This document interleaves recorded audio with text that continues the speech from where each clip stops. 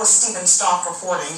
Federal agents have seized more than 45,000 ghost guns since 2016. Nearly 700 of those weapons have been linked to murder or attempted murder investigations. New tonight at 11, the Associated Press is reporting actor Gary Busey has been charged with sexual offenses at a New Jersey fan convention last weekend. Police there say Busey faces 2 counts of 4th-degree sexual misconduct, 1 count of attempted criminal sexual contact, and 1 count of harassment. Busey was scheduled as a featured guest at the Monster Mania convention at a hotel in a Philadelphia suburb. He has yet to comment on the charges publicly.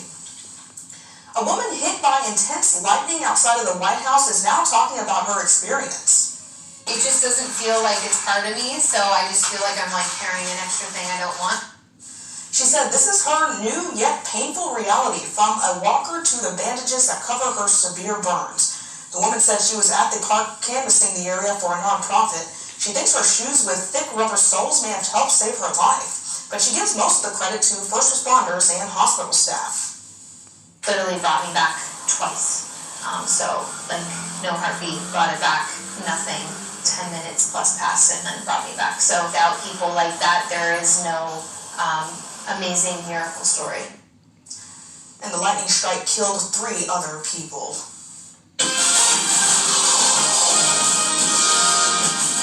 Meteorologist Gauthreaux joins us live now with your Storm Center 7 forecast. A lot of lightning today. Thankfully, really no severe weather other than that land spout that popped up. And like I mentioned, there was some damage to a roof of an outbuilding up there, but that's about it. So thankfully, no injuries or anything like that. But it was very, very wet.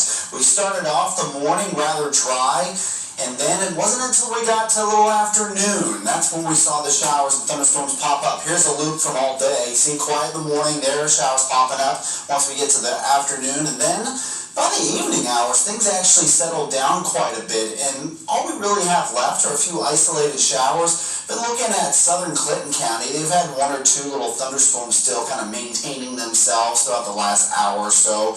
But that's really all we're looking at this point. The heaviest rain just south of Wilmington, so it doesn't even look like a thunderstorm at this point. Maybe a pocket of heavy showers, but it's kind of raining itself out, and it'll fizzle out here soon enough. Now, most of us saw rain today, although you do see kind of a big gap from Miami County, most of Montgomery County, a large part of Preble County, and then even down into Butler County, a little bit in Warren County. So downtown Dayton, there wasn't really that much rain. I heard some thunder. I definitely saw a spritz or 2 in the windshields, but it looks like most of the rain was all outside of those counties, and also it looks like Wayne County, Indiana didn't see very much. Now this is all recorded by the radar. The radar tries to estimate how much rain we actually saw. There were some stations that picked up an inch or 2, but generally most of us saw less than that. I mean, there were a couple places that saw more. You can see some of this big gap across much of Montgomery County, but if you look in, say, southeastern Champaign County, there was a little spot there that got over 3 inches, and then eastern Auglaize County, look near Waynesfield, you can see 3.3 inches. So there were some heavy pockets in there. Some of you did see quite a bit. It definitely was rumbly. We were expecting most of the rain activity to start by the afternoon, and that's when we saw it. Now, it was a bit of a mild morning, too. We had 1 or 2 places get into the 50s, but most of us stayed in the 60s. In fact, this morning it only dropped to 66 degrees. I think we'll get a little bit lower than that tonight, but it definitely is milder. It's definitely a little bit more muggy. Temperatures got up to 87 degrees again today, so it was pretty warm, but we do expect those temperatures to scale back a bit once we move into the next several days. You can see high temperature trend moving into Sunday and Monday, just barely getting into the 80s. And then as we move into the middle part of the week, we do see temperatures climbing up a little bit, and by then we'll see some more sunshine. But there is more rain in the forecast. Unlike this morning, we'll probably see at least a few showers by the morning on Sunday. It's not going to be raining all day, but we'll see morning showers, then we'll see afternoon showers. Here's a look at noon.